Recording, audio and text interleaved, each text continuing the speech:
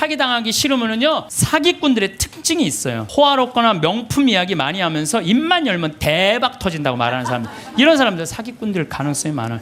자신이 뭐 누구 유명인 영화배우, 무슨 국회의원, 무슨 정치인들 안다고 맨날 입만 열면 얘기하는 사람들 사기꾼일 가능성이 많다는 거예요. 전화번호가 이유도 없이 자주 바뀌는 사람들, 여러분들 전화번호 그냥 끝까지 쓰는 사람들 있죠? 이 사람들 사기꾼들 아니에요. 근데 그냥 전화번호 또 바뀌었어, 또 바뀌. 사기꾼일 가능성이 많다는 거예요. 그리고 또 누가 사기꾼이, 지금 오늘 계약하지 않으면 이 기회는 다시는 오지 않는다. 이렇게 꼬시는 사람들, 이거 사기꾼 여기 계신 분들 이런 분들 있어요. 입만 열면 돈이 원수라고 말하는 사람, 이렇게 말하는 사람들 사기당할 가능성이 많아요. 입만 돈이 원수야. 그런데 예수님이 원수를 사랑해라. 그러니까 내가 돈을 사랑해야 되겠구나. 돈을 너무 사랑하다 보면 어느 날 갑자기 떼돈을 버는 일은 없어요. 또 떼돈을 번다고 여러분들 행복하지도 않아요. 내가 전 시간에도 말했지만 떼돈을 벌면요, 이 사람들 떼같이 몰려. 떼같이 몰려갖고 돈 꿔달라. 머리 아파요. 1 더하기 1은 2인데 1 더하기 1은 100이 되기를 바라는 게 대한민국 사람들 심보예요. 돈이요, 내가 1000만 원 더하기 1000만 원은 2000만 원이 돼야 되잖아요. 1000만 원 더하기 1000만 원은 1억이 되길 바라는 사람들 여기도 많아요. 여기도 많아요. 다단계. 제가 항상 제일 경계하는 게 바로 다단계. 우리 교우들 가정방문 가면요, 샴푸 100개, 뭐 비누 100개, 무슨 건강식품 막 100개씩 있는 집들 많아요. 그 뭐예요? 다 다단계 하는 집들이에요. 다 망하는 거예요. 그게 욕심 때문에 망하죠. 성실하고 부지런한 사람들은 안 망해요. 안 망하게 되겠어요. 돈을 벌려고 별별 짓을 다 해요. 나는 100조 규모의 중국과 컴퓨터 합작 회사 했다고, 뭐 또 70조 규모의 뭐 브라질 대륙 횡단 철도 추진한다면서 노인들한테 190억 돈 사기친 사기꾼이 있어요. 근데 거기에 들어간 사람들이 학교 교장 선생님들, 정말로 똑똑하다는 사람들이 다 사기당한 거예요. 근데 어떻게 사기를 당했나 보니까 100원짜리 주식을 사면 된대. 100원짜리 주식을 사면은 요게 6년 만에 이게 10만 원이 된다고. 이게 뛰면 그렇게 뛴다고. 그럼 이 사람은요, 1 더하기 1은 2인데 1 더하기 1이 이게 1000이 되는 거야. 그냥 내가 생각을 하는 게 1억 투자하면 이게 100억이 벌려? 그럼 1억을 내는 거예요. 100억 생각하고. 그러니까 뭐 저런 거에 사기를 당할까? 그런데 사기를 당하더라고요. 뭐 때문에? 욕심이라는 요 악마 때문에요. 다 함정에 빠지는 거예요. 뭐 수원에서는 백화점 상품권 1000만 원 투자하면 매일 92만 원씩 주겠다고 사기를 쳐갖고 140억을 투자한 사람. 이 사람 저 사람 다 돈 끌어다가 다 투자하는 거예요. 여러분들 생각을, 나도 수원 사람이지만 수원 깍쟁이들이 사기당했다는 게 난 이해가 안 돼요. 수원 깍쟁이들이 사기당해. 아마 여러분들도 많을 거예요. 1000만 원을 내면 한 달에 90만 원씩 나와? 그럼 한 달이면 다 나오네? 내는 거죠. 사기꾼들의 그 말에 다 넘어가는 거. 또 뭐 청와대 판검사들을 청와대가 뭐 판검사들이 보호하는 로얄 패밀리 클럽이라고 써서 2천억을 떼어먹은 사람도 있어요. 말도 안 되는 거에 사기당하는 건 다 여러분들은 뭐 때문에 그래? 욕심 때문에. 그 욕심이 나를 끌고 들어가는 거예요. 그러니까 제발 1 더하기 1은 2지 1 더하기 1은 100이 아니에요. 무슨 돈이 뭐 뻥튀기 과자에 넣어놓으면 뻥 하고 터져갖고 그냥 막 엄청나게, 요 뻥튀기 과자에 쌀 요만큼 넣잖아요. 나 뻥튀기 평창에서 뻥튀기 기계도 하거든요. 애들 오면은 그 요만한 쌀을 뻥튀기 기계에 넣어요. 그래갖고 막 1시간 정도 열을 가하면 뻥 하면 엄청나게 커지잖아요. 돈이 그렇게 되는데 돈은 절대 그렇지 않아요. 하나하나 쌓이는 거죠. 여러분들, 내가 정말 똑똑하진 않지만 내가 똑똑하지 않은 머리로 생각을 해봤어요. 여러분들 왜 사기를 당하느냐? 나라 경제가 3% 성장한다면요, 은행 이자는 3% 넘기가 힘들어요. 정기 적금을 넣어야 3.9%예요. 오늘 아침에 내가 라디오에서 들었어요. 정기 적금을 넣어야 3.9%예요. 그러면 그걸 3.9% 넣어봤자 1억 넣어봐야 30만 원, 40만 원 나오는 거야. 300만 원, 400만 원 나오는 거. 1억 넣어야 한 달에 30만 원 나오는 거. 1억 넣어야 그러니까 아유 이 돈 갖고 뭘 해? 근데 어떤 사람이 살살살살 꼬셔요. 여기 펀드에 넣으면은 이게 한 20% 이익이 나와. 이게 너만 알아. 너만. 내가 아무한테도 안 알려주는 거야. 내가 너만 알고 있어. 이거 여기다 넣으면 20%. 1억에 20% 2천만 원이란 말이야. 그럼 한 달에 200만 원씩이면은 어때요? 할만하죠? 그래서 사기를 당하는 거예요. 그래서 국가 경제가 3% 성장이면요 이자는 3% 넣기가 어려워요. 근데 만약에 15% 20% 얻을 수 있다라고 말하고 다가오는 사람은요 100% 사기꾼이라고 생각하면 돼요. 3% 이자에 3.5% 이거는 돼요. 근데 내가 20%까지 불려줄게 100% 사기꾼이라고 생각하면 돼. 그런데 이렇게 듣고도 오늘 나가서 여기 말이야 너만 알아 너만 알아 예. 그래 넘어가는 거죠. 노름, 경마, 강원랜드 도박만 하지 않았어도요 자녀들과 여행도 다니고 좋은 일도 하고 부부가 함께 여행하고 부모님한테 용돈 드리고 여유롭게 살 사람들 많아요. 근데 저 지금 경마장 무슨 경정장 무슨 뭐 전부 다 이 사람들 영혼 망가뜨리는 거예요. 정말 여러분들 그런 거 뭐 재미로 가다가 인생 망치는 거예요. 재미로 가다가 그 귀중한 돈 제대로 한번 써보지도 못하고 공중에 날리는 사람들 많습니다.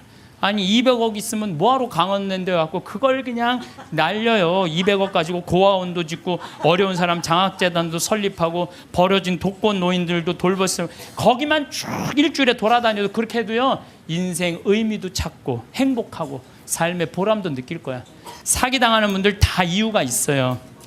하루아침에 벼락부자시고 좀 욕심 가지고 있는 사람들, 지금 버는 수입보다 더 큰 수입을 벌 수 있다는 말에 현혹될 때, 그래서 전 대박이라는 단어를 싫어해요. 대박이 어디 있어요? 대박이 그 달 벌어서 내가 500만 원 300만 원 벌으면 그중에 50만 원 60만 원 저금해서 한 5년 10년 해갖고 1억 2억 맞추고 집 한 채 사고 그 집 사고 또 한 10년 열심히 일해갖고 한 3, 4억 해갖고 퇴직할 때 한 4억 5억 정도 지니고 그리고 그거 가지고 늙을 때까지 살아가는 거죠. 그러다가 정말로 돈이라는 건 축복이에요. 그거 오는 수가 있어요. 내가 산 집이 어쩌다가 떼어갖고 그걸 정리해갖고 다시 좀 어떻게 그 정도는 되더라도 어느 날 갑자기 떼돈을 버는 일은 없어요. 디모데후서 1서 6장 10절에 보면요, 돈을 사랑하는 것이 모든 악의 뿌리입니다. 돈을 따라다니다가 길을 잃고 신앙을 떠나서 결국 격심한 고통을 겪는 사람들도 있습니다. 며칠 전에 우리 부관장 신부님이, 우리 생태마을에 부관장 신부님이 있는데 아주 젊은 신부, 이제 30살 막 된 신부인데, 이 신부는 조혈 모세포를 기증을 했어요. 조혈 모세포를 기증해갖고 작년에 어떤 아가씨가, 맞는 아가씨가 있대. 이게 20만 분의 1의 확률이라는데 맞는 아가씨가 갖고 작년에 기증을 했어요. 근데 이 아가씨가 또 좀 안 좋았나 봐. 그래서 얼마 전에 가서 그걸 기증을 했어요. 또 기증을 하고 이제 평창이니까 무슨 빈센트 병원에 가서 기증을 했는데, 이제 이게 내가 그 골수가 찼는지 안 찼는지 확인을 해야 되는데, 평창에서 수원까지 나가기 좀 그렇잖아요. 그래서 근처 의료원에서 할 수 있대. 그래서 평창 의료원에 가갖고 화보니까 골수가 다 찼다고. 근데 차 갖고 이제 나오는데 딱 트럭에서 한 사람이 딱 나오더니, 저기 뭐야, 저 손님, 내가 홍삼을 이게 배달을 왔는데 이게 한 2박스가 남아갖고 이걸 싣고 가도 어차피 이거 버릴 거니까 이거 손님 좀 사라고 그러더래요. 그래서 황 신부가 나한테 신부님 사기꾼이야, 사기꾼. 꼭 이상하게 뭐 이거 오늘 그래 참 이거 아니 나같이 저는 안 순진해요. 우리 부관장 같이 순진한 사람은 당해요. 그러니까 여러분들 정말 지혜로워야 돼. 정말 뱀 같은 지혜가 있어야 돼요. 사기 안 당하려면은. 그래서 오늘 와서 강의 무슨 성가정 영성피정에 내가 사기 안 당하는 법도 가르쳐주고.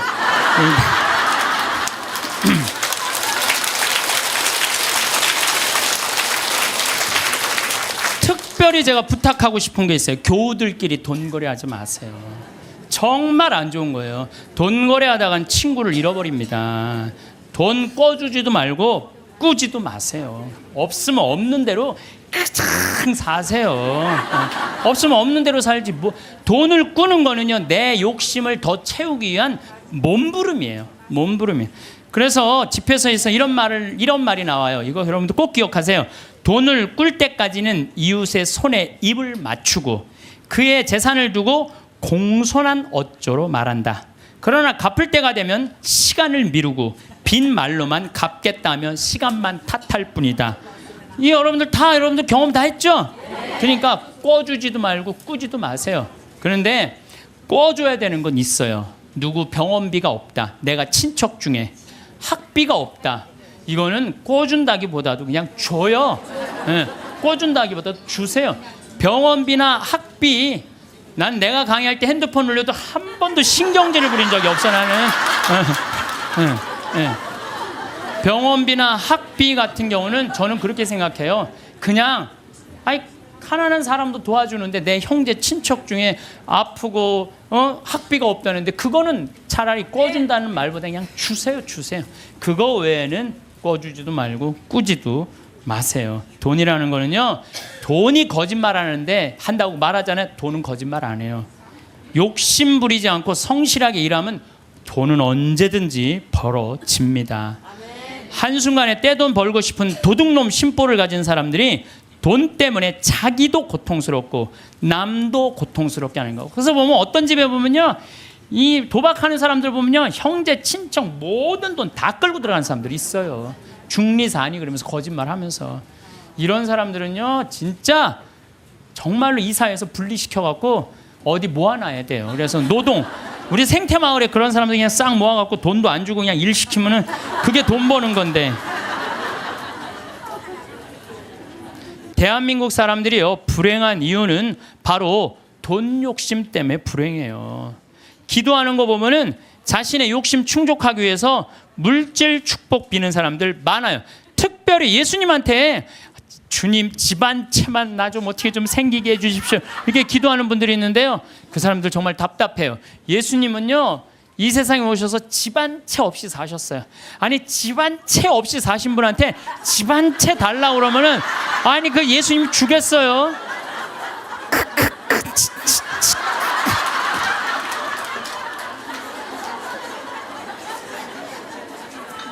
예수님께 기도 열심히 청하면 물질의 축복을 받는다는 이야기는 믿음을 가장한 도박이고 강탈이에요. 여러분들 어떻게 믿을 때 돈 축복 달라고 그래요? 여러분들 돈 때문에 믿는 거예요? 여러분들 뭐 때문에 믿는 거예요? 하늘나라 때문에 믿는 거 아니에요? 그러면 하늘나라를 먼저 구해야지. 내가 기도 열심히 하면 집 한 채. 아니 어디 빌 뗄 대고 빌어야지. 집 한 채 없는 분한테 집 달라고 그러면 돼요. 예수님에게 기도할 내용은 하느님 나라와 그의 정의이지 집이 아니라는 거죠. 재물 축복은 성서에도 이렇게 표현합니다. 잠언 10장 4절을 보면 게으른 손바닥은 가난을 지어내고 부지런한 이의 손은 부를 가져온다. 돈은요 하느님한테 기도한다고 오는 게 아니에요. 열심한 사람, 부지런한 사람이 돈이 오는 거지 아무것도 안 하면서 기도하면 뭐 돈이 어디 그런 이상한 하여튼 그런 거 무엇 때문에 죽어라 돈을 버는지는 몰라도 욕심을 내도 돈을 벌어서 가치 있게 쓰려고 벌려는 목적보다는 무조건 돈만 벌려고 그러는 사람들 많아요. 무조건 돈만 모으려고 그러는 사람들 많아요. 내가 이 돈을 모아서 어디다 써야 되겠다는 분명한 목적이 있는 사람은요 지치지 않아요. 근데 그냥 돈만 들이다 벌려고 그러는 사람은요 방향을 못 찾는 거죠. 자식들을 교육할 때 돈이 세상에서 최고라고 가르치지 말고 정직하게 돈 벌어서 그 돈으로 어려운 이웃을 돌보라는 이런 가르침을 가르치는 것이 여러분들 훌륭하게 자식들을 가르치는 거예요. 지금 전 세계 기준으로 볼 때 극심한 가난에 시달리는 사람을 하루에 1달러 이하로 사는 사람을 극심한 가난에 시달리는 사람이라고 그럽니다. 그 다음에 하루 2달러로 사는 사람들은 보통 가난한 사람들이라고 그래요. 하루에 2,000원 가지고 사는 사람들을 3달러 이상 가지고 사는 사람들은 가난한 사람이라고 하지 않는데요. 그럼 3달러 이상이면 3,000원 이상이면은 가난하지 않은 거예요. 그러니까 한 달에 90달러, 그러니까 우리나라 돈으로 10만 원 정도만 한 달을 가지고 있으면 가난하지 않다는 거예요. 근데 여러분들 우리나라는 지금 어떻게 살죠? 우리나라 최저 생계비가 57만 원이에요. 그러니까 국가에서 저 사람은 도저히 돈 벌 수 있는 재능이 없는 사람이다, 능력이 없는 사람이다 에게 주는 돈이 57만 원이래요. 그럼 57만 원이면요, 아프리카의 어떤 부자보다도 잘 사는 사람이에요. 어떤 부자보다도. 그 아마 여기 지금 뭐 자식들이나 가족이 돈을 벌면은 보통 한 200~300만 원은 벌 거예요. 두 사람이 벌면은 한 400~500만 원은 벌 거예요. 300~400만 원 버는 사람들도 있을 거고. 물론 뭐 아르바이트 뭐 못하는, 저는요 제가 평창에 있으면서요 진짜 안타까운 건 뭐냐면요, 멀쩡한 애들 우리가 구하는데 없어요. 정말로. 아니 뭐 서울에는 실업자가 뭐 100만 명이니 200만 명이라는데 우리 평창은 정말로 젊은이가 없어요. 그래서 젊은이가 하나만 이력서만 넣으면요 웬만하면 다 뽑아요. 웬만하면. 근데 그냥 이력서 넣는 사람이 50, 60살, 우리 집은 50, 60은 일을 못해요. 이게 일이 너무 힘들기 때문에. 근데 그냥 오겠다는 사람은 5, 60 이상한, 그냥 뭐 뼈가 안 좋고 허리가 안 좋고 이런 사람, 멀쩡한 젊은이들은 일을 안 하고. 참 그게 너무너무 안타까워요. 예. 제가 신학교 때 1학년 때 신학교 딱 들어가니까 우리 선배님들이 맨날 뭐 배고파서 굶었다, 뭐 너무너무 힘들었다. 그런데 신학교 딱 들어가니까 밥 딱 3끼 주는 거예요. 그거 외에는 간식이 없는 거예요. 간식이. 그게 20살 때 얼마나 이 혈기가 넘쳐요. 근데 밥 3끼, 아무리 많이 먹어도 밤 되면 배고프잖아요. 그냥 어떨 때 그냥 물 먹고 배고프니까 그러고도 있는데, 외출할 때 되니까 배고플 거 생각하고 식빵을 사. 식빵을 사갖고 이제 혼자 먹으려고. 혼자 먹으려고. 근데 식빵을 이렇게 놔도 이제 어떻게 20줄을 다 먹어요. 한 4줄 먹으면 배부르잖아요. 그럼 이제 다음에 먹으려고 놔두면 이놈들이 얼마나 코가 빠른지 그 식빵 있는 걸 너무너무 잘하는 거예요. 그러고 식빵을 보면 다 훔쳐먹고 없는 거예요. 그래서 내가 식빵을 사면은 내가 이 식빵을 뺏기지 않으려고 어떻게 해요? 그냥 저기 침대 맨 안쪽에 침대 밑에 옷장이 있었거든요. 그 맨 끝에 이제 몰아 넣는 거죠. 그래서 내가 이제 난 신학교 때 깐또레스를 했어요. 매 미사마다 노래하는 그 깐또레스를 했으니까 맨날 그거 연습하느냐고 여기 뛰어다니고 저기 뛰어다니고 보면 한 3일 정도 뛰어다니면은 빵 놓은 걸 까먹어요. 빵 놓은 걸. 그래갖고 나 빵 먹어야지 빵. 그래갖고 딱 보면은 그게 곰팡이가 썰어져요. 곰팡이가. 그래 몇 번을 곰팡이 쓰는 거를 보고 내가 세미나를 그때 이제 갔는데 굉장히 큰 세미나였어요. 근데 거기에 이제 불교, 개신교, 천주교, 유교 다 모여서 그런 얘기를 하는 거예요. 종교의 모든 거는 나눈다. 보면은 불교는 절하고 난 다음에 음복한다 그러잖아요. 다 나눠 먹잖아요. 그렇죠? 불교는 공양 드리고 뭐라 그래? 공양한다 그래. 나눠 먹는. 그걸 공양한다 그래. 나눠 먹는 걸 공양한다 그래. 하다못해 무당도 굿떡을 돌린다. 무당을 굿떡을 돈다. 우리는 성체 나눠 먹는 거다. 나눠 먹는 거. 쌓아놓으면 썩는다. 쌓아놓으면. 제가 그 얘기를 듣고 딱 내 모습이 생각나다. 그 식빵 혼자 먹겠다고 깊숙한 걸 쌓아놨던 내 자신이, 그것도 맨날 성체화하는 내가 너무 창피하더라고요. 그래서 식빵을 사갖고 들어오면 그 다음부터는 다 불러요. 친구들. 내 친구들. 야 일로 와봐. 내 식빵 사와. 다 나눠 먹었어요. 나눠 먹으니까 뭐가 좋으냐면 곰팡이 썰어서 버리는 게 없는 거예요. 나도 못 먹고 너도 못 먹잖아요. 그렇잖아요. 그러니까 걔네들도 이제 외출해갖고 사갖고 오면은 나한테 얻어먹었으니까 어떻게 해? 풀러다가 또 나눠 먹고. 그러니까 한 2학기 되니까 늘 배불리 먹더라고요. 이게 나눠 먹는 게 정말 중요해요. 제가 얼마 전에 부산교구 다락방 기도회라고 우리 신부님들 열심히 기도하는 신부님들 모임에 갔어요. 근데 이제 제가 이제 이런 얘기를 하니까 한 70쯤 된 마산교구 신부님이 그런 얘기를 하더라고요. 당신이 아메리카에 강의를 갔었대요. 그럼 하여튼 아메리카에 있는 나라인데, 근데 신부님이 오면 방울뱀을 삶는데요. 잡아서. 그거 하면 안 되는데 어쨌든 방울뱀을 삶아갖고 아주 진액을 5봉을 줬대요. 근데 이거를 1시간에 1봉씩 먹어야 된다는 거예요. 그런데 비행기 떠나기 전에 이제 미국으로 가야 돼서 그걸 또 미국으로 갖고 갈 수가 없잖아. 5봉은 있는데 1시간에 하나씩 먹으라고 그러니 이거 어떻게 해? 한 번에 5개를 먹을 수도 없고. 그래서 이 신부님이 1봉을 먹고 따라간 봉사자들 4명 있길래 그걸 니네들 먹으라고 나눠줬대요. 나눠주고 이제 먹으니까 몸에 열이 나고 막 여기서 하얀 속옷이 노랗게 변하더래. 뭐가 진액이 나와갖고 미국에 갖고 이제 그 얘기를 했더니 의사가 그런 얘기를 하더라고요. 신부님, 만약에 신부님이 급한 마음에 5봉을 다 먹었으면 신부님은 장협착으로 죽었다는 거예요. 그러니까 장협착으로 죽을 수도 있었다는 거예요. 근데 신부님이 나누는 바람에 신부님도 살고 나머지 사람도 다 사는 거라고. 근데 그 신부님이 70인데 피부가 나보다 더 고와. 방울뱀을 먹어서 그런지, 방울뱀을 먹어서 그런지. 그리고 나눠 먹은 분들도 5년 동안 감기 한 번 안 걸렸다는 거예요. 나누니까 너도 살고 나도 사는 거예요. 혼자 먹으려고 그럴 때 나도 죽고 너도 죽는 거예요. 돈도 똑같아요. 나만 먹으려고 돈 감춰두잖아요. 그럼 나도 못 쓰고 너도 못 쓰면요, 국가적으로도 손해요. 세금 내야 돼요. 이 나라에서 살면 세금 내야죠. 왜 떼어먹어 세금을. 특히 교회 안에 돈이 쌓이면 그 돈은 서로 뜯어먹으려고 모략과 모함이 난무합니다. 교회는요, 돈이 생기는 대로 쌓아두지 말고 나눠야 돼, 나눠야 돼. 제가 정말 생태마을 한 10년 동안 빚에 허석이다가 이제는 농산물도 잘 팔리고 피정도 많이 오고 해서 이젠 정말 편안해졌어요. 근데 저는 제 신념이 뭐냐면은 그 달에 번 건 그 달에 다 쓰자. 이게 내 신념이에요. 그래서 제가 막 이 강의 때 여러분들 돈 있으면 여행 다니라고 그러잖아요. 내가 여러 차례 얘기했지만 올해 2월 달에 처음으로 우리가 빚이 없었어요.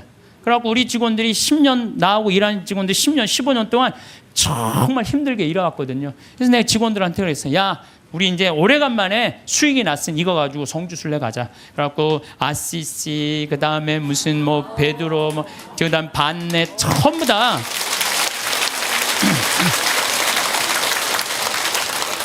여러분들 돈은요, 쓴 것만 내 돈이에요. 쓴 것만 내 돈.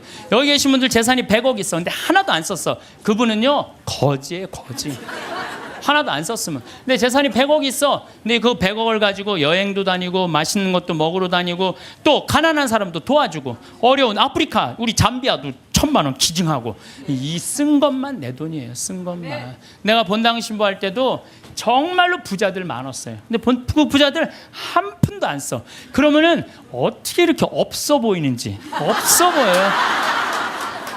한 푼도 안 쓰는 부자는요, 없어 보여요. 근데 정말로 부자면서도 때 따라 철 따라 신부님 이거 필요하실 때 쓰세요. 이거 어려운데 도와주세요. 신부님 이번에 사업. 그 사람들은요, 정말 있어 보이더라고요. 있어 보여요.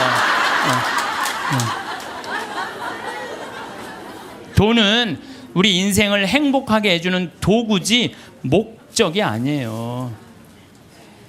저도 생태마을 운영하면서 경제적인 이익이 생기기 시작했어요. 한 10년은 계속 쏟아붓어요. 내 강사료, 내 책, CD 그냥 그야말로 정말 한 뭐 10억 이상 다 내 강사료는 다 쏟아넣었어요. 근데 요즘 이제 경제적인 이익이 생겼어요. 이제 안정이 돼갖고. 근데 내가 이제 돈이 생기니까 나도 이상해질 거 아니에요. 돈이 생기면 이상해지잖아요. 근데 저는 목적이 생겼어요. 목적은 뭐냐면은 아프리카에 잠비아에 자카란다 농장 꾸며주는 게 내 목적이에요.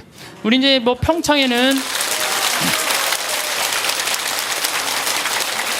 지금 마침 명동에 왔는데 여기 5층에 우리 프란시스코 전교 수녀님들, 아프리카 봉사 가는 수녀님들 사무실에 올라갔어요. 내가 포크레인을 어떻게 할까? 근데 포크레인 그 A10이라고 이렇게 무한궤도 있는 큰 바가지, 제대만한 바가지 있는 그걸 살라고 봤더니 2억이 든다는 거예요. 2억이. 근데 내가 2억 모아갖고 포크레인도 사고 트랙터도 사고 다 살라고 그랬는데 포크레인 사면 끝날 것 같아.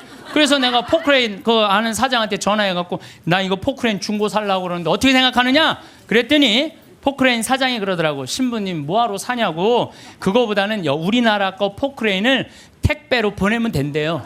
자기 포크레인을 택배로 보내서 자기가 내년에 한 달 동안 가서 싹 정리해주고 온대요. 그래서 방금 만나고 내려왔어. 명동에 왔더라고. 그 사장하고. 그런데 수녀님이 제일 큰 거라도 한 2천만 원이면 보낸다는 거예요. 그러니까 벌써 얼마를 절약한 거야? 한 1억 8천만 원 절약했잖아요. 이게 제가 그래서 항상 저는 이런 생각해. 계획은 인간이 완성은 하느님이. 예, 계획은 인간이 완성은 하느님. 제가 간장, 고추장, 청국장, 가루, 김치, 복분자, 오디 이거 파는 목적이 있어야 될 거 아니에요. 그동안은 건강한 먹을거리를 국민들한테 제공해 주겠다. 그래서 생태마을 들어갔는데 제공해 주다 보니까 뭐가 생겨? 이익이 생겨. 그럼 그 이익을 어떻게 한다? 써야 돼요. 그래서 지금 자카란다에 고아원, 병원, 농장 꾸미는데 쓰려고 길을 써요. 그러면은요, 여러분들 딴 생각이 하나도 안 들어요. 딴 생각이. 돈을 가지고 어디다 쓸 줄 모르는 사람이 딴 생각하고 있는 거예요. 내가 이걸 어디다 주식에다 투자를 할까, 뭐를 할까, 땅을 살까 이런 생각을 하는 거지. 그래서요, 돈은 쌓아두면 썩는 거예요. 써야 돼요. 예. 우리나라에 1971년 3월 11일 날 76세로 세상을 떠난 유일양행의 설립자인 유일한 박사님은요, 모든 재산을 공익단체 다 기부했어요. 그리고 주식조차도 직원들한테 다 나눠줬어요. 다 나눠줬어요. 정말로 멋있는 분이죠. 정말로 기업가의 모습을 보여준 거예요. 또 그 딸도 미국에 가서 전 재산 떠나면서 세상에 다 기부하고 세상 떠났어. 딸도. 아버지가 그러니까 딸도 그러는 거예요. 아버지가 그러니까. 카네기도 전 재산 기부했고 2,500곳에 도서관을 져줬어요. 카네기. 그리고 워렌 버핏, 빌 게이츠 걔네들 둘이 낸 게 1,000억 달러예요. 1,000억 달러. 둘이 낸 게. 다 내는 거죠. 다. 왜? 그 사람들은 누구를 상대해서 돈 벌었다고 생각해? 자기네들 국민을. 그러니까 미국 갑부들은 보면요, 다 미국에 가보면요, 그 부자들이 다 기증하고 갖고 몇백억, 몇천억씩. 그걸로 사회가 건강하게 돌아가는 거예요. 우리나라에도 좀 그렇게 살짝 미치는 부자가 좀 나왔으면 좋겠어요. 네. 마태오복음 19장 16절, 26절에 보면은요, 하느님의 계명을 충실히 지킨 부자 청년에게 예수님이 이렇게 말씀하세요. 내가 완전한 사람이 되려거든 가서 너의 재산을 팔아 가난한 이들에게 주어라. 그러면 내가 하늘에서 보물을 차지하게 될 것이다. 그리고 와서 나를 따라라. 그러나 그 젊은이는 슬퍼하면서 떠났어요. 왜? 재물이 많았기 때문이에요. 여러분들, 그 부자 청년은요, 계명도 굉장히 중요하게 여긴 청년이에요. 근데 재물이 많았는데 이 청년은 재물하고 자기를 똑같다고 생각해요. 재물하고 자기를. 이 사람은 재물을 파는 건 뭐를 파는 거야? 자기를 파는 거야. 이게 참 문제예요. 여러분들 재물이 없으면 여러분들도 사라진다고 생각하는 분들 여기 혹시 계시면은 그럼 불행한 사람이에요. 재물이 없어도 상관없어요. 아니 지금 이 세상에 재물 없이 사는 사람들 얼마나 많아요. 그 행복한 사람들 얼마나 많아요. 우리 수녀님들, 우리 신부들은 그래도 좀 나아요. 우리 수녀님들 재물이 있어요, 없어요? 그 수녀님들은 어디 버스 타고 가는데도 돈 받아갖고 해요. 그래도 행복한 수녀님들 많아요. 돈이 우리 존재가 돈하고 똑같아서는 안 돼요. 돈이 많으면 존재가 충만하고 돈이 없으면 존재가 없는 거. 이 병을 우리가 고쳐야 돼. 그래서 그 젊은이는 재물과 존재를 같이 여겼기 때문에 재물을 팔 수 없었던 거죠. 5,000명을 먹인 기적 이야기 가운데 누가 가장 행복했을까요? 5,000명을 먹인 예수님이 행복했을까요? 물고기 2마리 빵 5개 기증한 소년이 행복했을까요? 아니에요. 제일 행복한 사람은요, 그 5,000명한테 나눠준 제자들이에요. 신나지 않았겠어요? 여러분들 한번 생각해봐. 내가 여러분들한테 돈을 한 10억 정도 들어갖고 한 1,000만 원씩 줬어, 여러분들한테. 그래갖고 여러분들 좀 어려운 데 가서 도와주세요. 그래갖고 내가 한 1,000만 원짜리 10개를 가지고 여러분들이 10명이 쫙 나가서 도와줄 때 여러분들 신날 것 같아, 안 신날 것 같아? 내 돈도 아닌데. 내 돈도 아닌데 나눠주는 게, 가난한 이웃한테 나눠주는 게 얼마나 좋아요. 나는 여기서 제일 행복한 사람들은 제자들이라고 생각해요. 여러분들이, 하느님이 여러분들한테 지금 재물을 맡겼어요. 어떤 분은 10억을 맡긴 분도 있고, 어떤 사람은 1억을 맡긴 분도 있고, 어떤 사람은 100억을 맡긴 분이 있어. 왜 맡겼어요? 나눠주라고 맡긴 거예요. 나눠주라고. 나눠주라고 맡겼으면 나눠야 될 거 아니야. 근데 안 나눠. 끝까지 쥐고 있다. 그냥 죽어. 그럼 그냥 자식이 네가 나누냐 내가 나누냐 싸워서 원수돼서 안 만나고. 그러지 말자는 거예요. 우리 대한민국 사회가 이제 건강하려면 어떻게 해야 돼? 나눠야 돼요.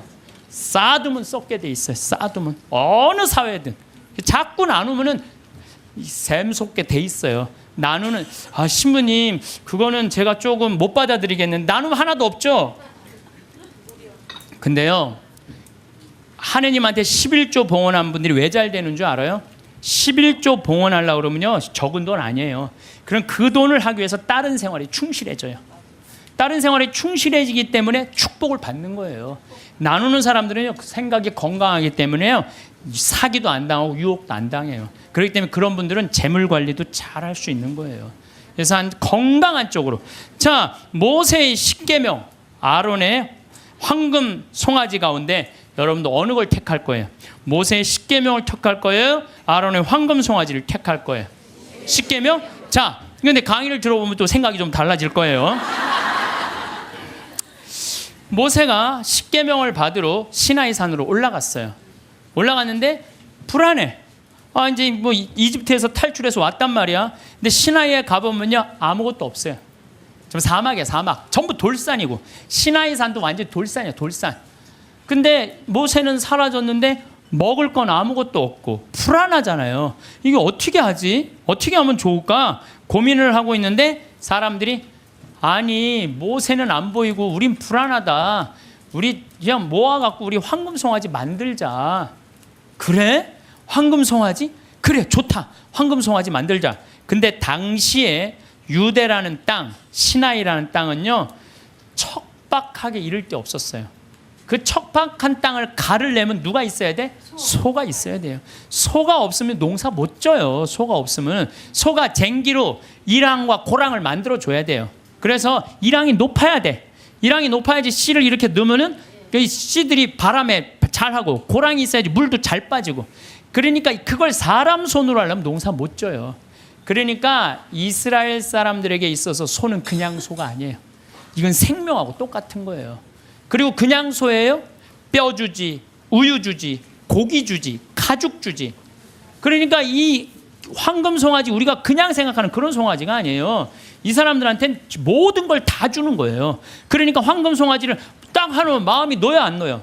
놓이잖아요. 저게 우리를 먹여 살리는 거예요. 십계명, 무슨 십계명이 밥 먹여줘. 그래갖고 그냥 이 십계명 그냥 다 때려치고 그냥 황금 송아지 속에서 그냥. 제가 이 고추 농사를 지면은요, 많은 사람들이 저한테 그래요. 심히 어떻게 농약을 안 치고 어떻게 고추 농사를 짓느냐고. 돼요. 왜냐하면은요, 이 고랑이 보통 우리 농사 짓는 분들 고랑이 20cm도 안 돼요. 근데 우리는 거의 50cm 정도 넓어요. 고랑이. 이랑도 높고. 이게 50cm 넓으면요, 아이고 저게 무슨 농사야? 그럴 것 같은데요. 고랑이 넓으면요, 바람이 잘 통해요. 바람이 잘 통하면 병이 안 들어. 역병 뭐 이런 거 안 들어요. 그런데 보면은 바닥바닥해. 그러니까 처음에 우리 저기 도돈리, 응암리 주민들이, 신부님 그렇게 해서 농사를 어떻게 짓느냐고. 근데 놀라운 거는요, 이 고추가 열릴 때 보면요, 이 대가 견디질 못해요. 너무 많이 열려갖고. 그래서 제가 그걸 보면서 농사도 욕심 부리면 안 돼요. 그리고 내가 정말 놀라운 거는 감 있잖아, 감이요 5월 달만 되면은요, 이렇게 자라다가요, 그 애를 다 조절을 자기네들 느껴요. 그래갖고 올해는 좀 많이 괜찮을 것 같다 그러면, 그런데 올해는 좀 날이 좀 현찮을 것 같다, 감이 다 알아요. 그래갖고 다 떨어뜨려요. 보면은 5월 달에 가면 감 조그만 거 다 떨어져 있어요. 감 하시는 분들 아시죠? 그 왜냐면 자기가 조절하는 거야. 그러면은 감이 아주 튼실하게 열리는 거야. 아니 우리 지금 토마토 하고 있지만, 토마토 이거 꽃을 안 따주잖아요. 조그맣게 열리고 커지지는 않아요. 그러니까 뭔가 포기를 해야 돼요. 포기를 해야 돼. 그러니까 이랑 고랑, 어쨌든 이 사람들은 그 이랑과 고랑을 만들어주는 누가 고마워? 황금 송아지가 고마운 거예요. 여러분들, 여기 계신 분들 십계명보다는 황금 송아지, 집에 가보면 황금 송아지 한 마리씩 다, 아니 집에는 없어도 머릿속에 황금 송아지 있는 분들 많아요. 근데요, 계명을 택할 것이냐, 황금 송아지를 택할 것이냐, 이건 여러분들 잘 생각해야 돼요. 황금 송아지는 세상이에요. 계명은 하느님이고, 내가 뭘 붙잡고 살 것이냐. 하느님 붙잡고 산다고 돈 축복 안 받는 거 아니야. 제가 말씀드렸지만 정말로 하느님 뜻대로 살아가면 이 사람들 재물 쌓여요. 이 사람이 사기를 당하겠어요? 엄한 짓을 하겠어요? 성실하게 살면 돈 쌓여요. 다 엎어지는 건 다 1 더하기 1은 100이라고 믿는 사람들이 다 엎어지는 거지, 1 더하기 1은 2라고 생각하는 사람들은 안 엎어집니다. 예, 망하지 않아요. 예.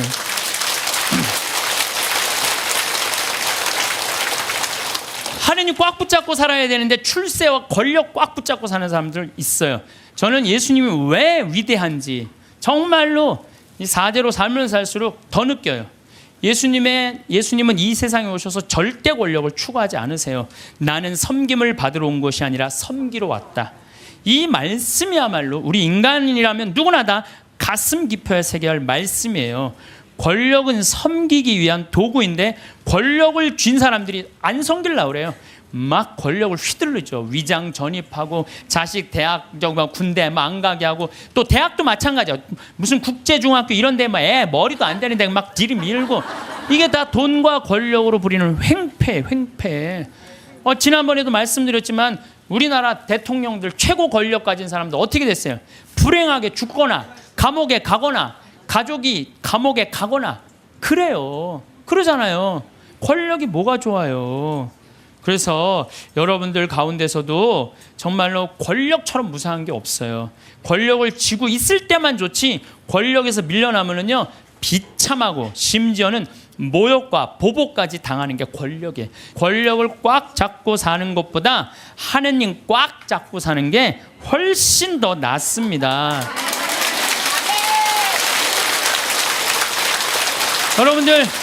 여러분들 이 생각을 해봐요. 하느님 아버지처럼 대단한 권력 가진 사람이 어디 있어요? 그렇죠? 그 아버지 꽉 잡고 가슴에 하늘나라 여권 있으면 됐지. 뭘 더 욕심을 펴요. 밥 새끼 얻어먹으면 됐지. 예. 여러분들 고통스러운 거는 왜 내가 나한테 돈이 없을까? 내가 돈이 있으면 정말로 멋지게 살아볼 텐데 돈 없어도요 멋지게 살아요. 마음이 건강하고 생각이 바른 사람은요 돈 없어도 건강히 살아요. 근데 이 정신이 썩은 사람은요 100억을 갖다 줘, 1000억을 갖다 줘, 다 소용없어요. 다 소용없어요. 그래서 뭐가 우리 마음 안에는 하느님의 계명이 있어야지 황금 송아지가 있으면 안 돼요. 그래서 오늘 여러분들 마음 안에 혹시 내가 지금 나를 괴롭히는 건 뭐 때문이야? 황금 송아지가 날 지금 끊임없이 그 뿔이 내 가슴을 받는데도 그래도 좋아. 나는 황금 송아지 뿔에 받쳐도 좋아. 나는 죽어도 좋아. 그러시지 마시기를 정말로 바라겠습니다. 우리는 하느님을 꽉 붙잡고 살 때, 그네 뛸 때 정말 그네 줄을 꽉 잡고 안 놓으려고 하듯이 우리는 하느님 꽉 잡고 놓지 말아야 돼요. 제가 은혜 신학교 다닐 때 하루에 보통 성호를 한 70번 정도 긋는다고 말씀드렸죠. 제가 그 강의 끝나고 저도 반성했어요. 나도 먹을 때는 성호 긋는데 안 먹고는, 먹고 끝나고 난 다음에 안 글 때도 많았어 나도. 근데 요즘 제가 생활이 변했어요. 어떻게 변했느냐면은 하여튼 먹을 때마다 성호를 긋는 거예요. 복분자, 요즘 복분자 나오잖아요. 우린 복분자 또 이것도 갈아서 먹거든요. 복분자 먹을 때도 성호 긋고, 오디 먹을 때도 성호 긋고, 하여튼 그런데요 제가 요즘 뭐를 느꼈느냐면 성호를 하루 종일 그니까 뭐가 있느냐면 내 삶이 조금씩 거룩해지는 걸 느껴요. 그래서 여러분들도 아무 때나 그세요. 아무 때나. 예? 그러니까 일어나서부터 계속 긋는 거야. 드립다 그냥. 드립다 그니까 내가 조금 생활이요 조금 거룩해지더라고요. 그래서 정말 성호를 긋는 거는 우리한테 참 중요한 것 같아요. 자, 저는 나중에 하느님 앞에 갔을 때 너 어떻게 살아왔느냐? 저 대통령인데요. 너 어떻게 살아왔는데? 나 신부였는데 너 어떻게 살아왔는데? 나 장관이었는데요. 너 어떻게 살았는데? 나 구역장이었는데 너 어떻게 살아왔느냐? 뭐 어떻게 살아요? 너 어떻게 살아왔는데? 저는요 하느님 장관도 아니고 대통령도 아니고 신부도 아니었는데요. 가난하고 헐벗고 불쌍하고 감옥에 갇히고 병들고 목마른 사람들한테 물 한 잔 나눠주려고 노력을 하고 살았어요. 너 하늘나라. 베드로 성인이 너 하늘나라. 저는 장관인데요. 전 대통령인데요. 전 신부인데요. 계속 시험에 계속 떨어지는 거예요. 마태오복음 25장만 읽어보면요. 우리가 하늘나라를 어떻게 통과하는지 너무너무 잘 써 있어요. 그래서 여러분들 마지막 날 하늘나라 여행 떠날 때 쫙 여권 내놓고 이 은행 통장 잔고 뭐 어떤 잔고가 필요해? 어렵고 가난하고 불쌍한 사람한테 도와준 잔고를 하나님한테 내놓으시기를 바라겠습니다. 돈에 대해 이야기하는 것은 때로 불편할 수 있습니다. 하지만 우리가 살아가는 이상 돈은 우리 삶과 떼려야 뗄 수 없는 존재입니다. 중요한 것은 돈을 어떻게 바라보느냐, 그리고 돈과 어떤 관계를 맺고 살아가느냐 하는 점입니다. 우리는 돈에 대해 복잡한 감정을 가지고 있습니다. 필요하지만 때로는 부담스럽고, 있으면 안심이 되지만 없으면 불안합니다. 이런 감정들은 지극히 자연스러운 것입니다. 돈은 우리 삶의 실질적인 부분을 차지하고 있으니까요. 문제는 이 감정이 지나쳐서 삶을 지배하게 될 때입니다. 세상에는 한순간에 큰 돈을 벌었다는 이야기들이 넘쳐납니다. 로또에 당첨되었다거나 투자로 대박이 났다거나 우연한 기회로 큰 재산을 얻게 되었다는 이야기들 말입니다. 그런 이야기를 듣다 보면 마음 한편이 흔들리기도 합니다. 나도 그런 행운이 있었으면 하는 바람이 생기기도 하고, 왜 나에게는 그런 기회가 오지 않는지 아쉬워하기도 합니다. 하지만 잠시 생각해 봅시다. 그렇게 갑자기 손에 쥐어진 돈이 정말로 우리를 행복하게 만들어줄까요? 많은 경우 예상치 못한 큰 돈은 오히려 삶을 흔들어 놓곤 합니다. 그 돈을 어떻게 관리해야 할지 몰라 방황하거나, 주변 사람들과의 관계가 복잡해지거나, 심지어 그 돈 때문에 더 큰 불행을 겪는 일도 있습니다. 왜 그럴까요? 그것은 그 돈이 진정으로 자신의 것이 아니기 때문입니다. 자신이 흘린 땀과 시간이 담기지 않은 돈은 그저 숫자에 불과합니다. 진짜 가치 있는 돈은 우리가 성실하게 살아가며 차곡차곡 쌓아온 것들입니다. 매일 아침 일어나 해야 할 일을 묵묵히 해내고, 작은 수입이라도 정직하게 벌어들이고, 그렇게 모은 돈으로 필요한 것들을 하나씩 채워가는 과정. 그 과정 속에는 단순히 돈이라는 숫자 이상의 것이 담겨 있습니다. 그것은 바로 우리가 살아온 시간의 무게이고, 견뎌낸 순간들의 기록이며, 포기하지 않고 나아간 의지의 결실입니다. 이런 과정을 통해 얻은 것들은 결코 가볍지 않습니다. 한 푼 한 푼에는 그날의 수고로움이, 그날의 인내가, 그날의 선택이 새겨져 있습니다. 그래서 스스로 번 돈으로 무언가를 살 때면 그 물건이 더 소중하게 느껴지는 것입니다. 그것은 단순히 물건을 산 것이 아니라 내가 살아온 시간의 일부를 교환한 것이기 때문입니다. 이것이야말로 돈의 진정한 의미입니다. 숫자가 아니라 그 안에 담긴 땀과 노력, 그리고 삶의 흔적 말입니다. 하지만 돈을 버는 것 못지않게 중요한 것이 있습니다. 바로 그 돈을 어떻게 사용하느냐 하는 것입니다. 많은 분들이 돈을 모으는 데만 집중하고, 정작 그 돈을 자신을 위해 쓰는 것에는 인색합니다. 아껴야 한다는 생각, 나중을 위해 남겨두어야 한다는 생각에 현재의 자신을 위한 지출조차 망설입니다. 물론 절제는 미덕입니다. 무분별하게 돈을 쓰는 것은 결코 바람직하지 않습니다. 하지만 지나친 절약도 문제가 될 수 있습니다. 돈은 사용될 때 비로소 그 가치를 발휘합니다. 통장에 쌓여만 있는 돈은 그저 숫자일 뿐 우리의 삶을 풍요롭게 만들지 못합니다. 돈의 진짜 의미는 그것이 우리에게 무엇을 가져다 주느냐에 있습니다. 행복을, 편안함을, 기쁨을 가져다 줄 때 돈은 비로소 살아있는 것이 됩니다. 여러분이 힘들게 모은 돈입니다. 그 돈으로 여러분 자신을 위해 무언가를 해보는 건 어떨까요? 먹고 싶었던 음식을 먹거나, 가보고 싶었던 곳을 가거나, 갖고 싶었던 물건을 사는 것. 이런 것들이 사치가 아닙니다. 이것은 여러분이 여러분 자신을 아끼고 존중하는 행위입니다. 돈을 쓸 때 죄책감을 느낄 필요가 없습니다. 특히 자신을 위해 쓸 때는 더욱 그렇습니다. 여러분은 그럴 자격이 충분합니다. 지금까지 성실하게 살아왔고, 그 과정에서 많은 것들을 참아왔고, 다른 이들을 위해 희생도 해왔습니다. 이제는 여러분 자신을 위해 써도 됩니다. 아니, 써야 합니다. 물론 무작정 쓰라는 이야기가 아닙니다. 자신에게 의미 있는 것, 자신을 행복하게 만드는 것에 사용하라는 것입니다. 돈을 쓸 때 중요한 것은 금액의 크기가 아니라 그것이 자신에게 주는 의미와 기쁨입니다. 비싼 것을 사는 것이 중요한 게 아니라 진짜로 자신이 원하는 것을 사는 것이 중요합니다. 때로는 주변의 시선이 부담스럽기도 합니다. 나이가 들수록 더욱 그렇습니다. 이 나이에 저런 것을 산다고, 이런 것에 돈을 쓴다고 생각하는 시선들 말입니다. 하지만 그런 시선에 휘둘릴 필요가 없습니다. 여러분의 돈입니다. 여러분이 번 돈이고 여러분이 쓸 권리가 있는 돈입니다. 누구의 눈치를 볼 필요도, 누구의 허락을 받을 필요도 없습니다. 더 나아가 돈이 우리의 가치를 결정하지 못하게 해야 합니다. 이것은 매우 중요한 지점입니다. 우리 사회는 사람의 가치를 돈으로 평가하는 경향이 있습니다.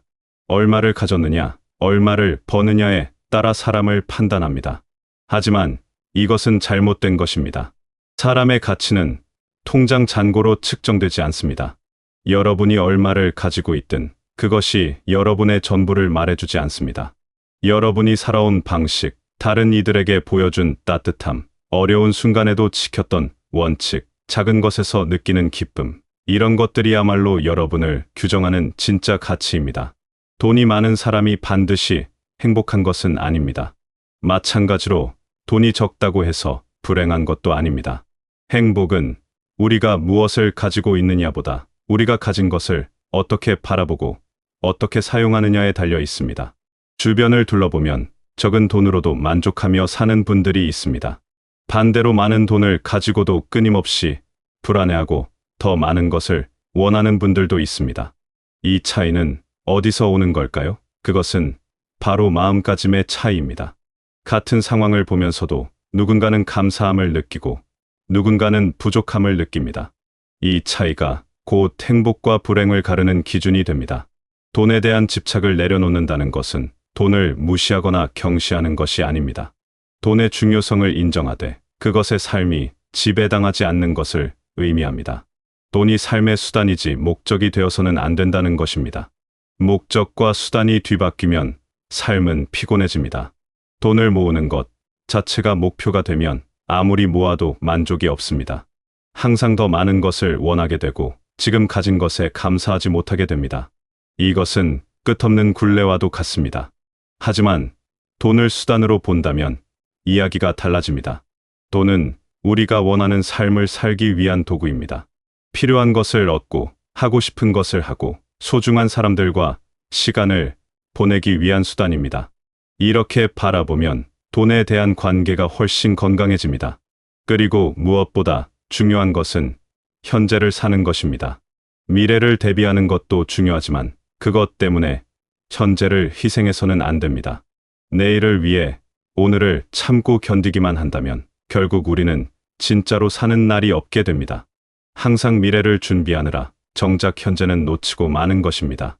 지금 이 순간도 소중합니다. 오늘도 의미 있는 하루입니다. 내일이 올지 안 올지 아무도 모릅니다. 그렇다면 오늘을 충실하게 사는 것이 가장 현명한 선택 아닐까요? 물론 무모한 선택을 하라는 것이 아닙니다. 다만 미래에 대한 걱정으로 현재의 기쁨까지 포기할 필요는 없다는 것입니다. 작은 것에서 행복을 찾는 능력을 키워야 합니다. 큰 돈을 써야만 행복할 수 있는 것이 아닙니다. 맛있는 한 끼, 좋아하는 음악 한 곡, 창밖으로 보이는 풍경, 이런 작은 것들도 우리에게 충분한 기쁨을 줄 수 있습니다. 이런 능력이 있다면 많은 돈이 없어도 충분히 행복할 수 있습니다. 비교도 내려놓아야 합니다. 다른 사람과 자신을 비교하는 순간 행복은 멀어집니다. 누군가는 나보다 많이 가지고 있고 누군가는 나보다 좋은 환경에 있습니다. 하지만 그것이 무슨 상관입니까? 그들은 그들의 삶을 살고 여러분은 여러분의 삶을 살면 됩니다. 각자의 사정과 형편이 다릅니다. 각자가 걸어온 길이 다르고 각자가 선택한 것들이 다릅니다. 그러니 단순히 결과만을 놓고 비교하는 것은 의미가 없습니다. 중요한 것은 지금 내가 가진 것으로 최선을 다하고 있느냐, 그리고 그것에 만족하며 살아가고 있느냐 하는 것입니다. 남의 삶을 부러워하며 내 삶을 깎아내리는 것만큼 어리석은 일도 없습니다. 여러분의 삶은 여러분만의 것이고 그 자체로 충분히 가치 있습니다. 만족은 가진 것에 많고 적음에서 오는 것이 아니라 가진 것을 어떻게 바라보느냐에서 옵니다. 적게 가지고도 만족할 수 있고 많이 가지고도 불만족할 수 있습니다. 만족은 외부 조건이 아니라 내면의 태도에서 비롯됩니다. 그렇다면 어떻게 만족하며 살 수 있을까요? 먼저 감사하는 마음을 가져야 합니다. 지금 가진 것들이 당연한 것이 아님을 깨달아야 합니다.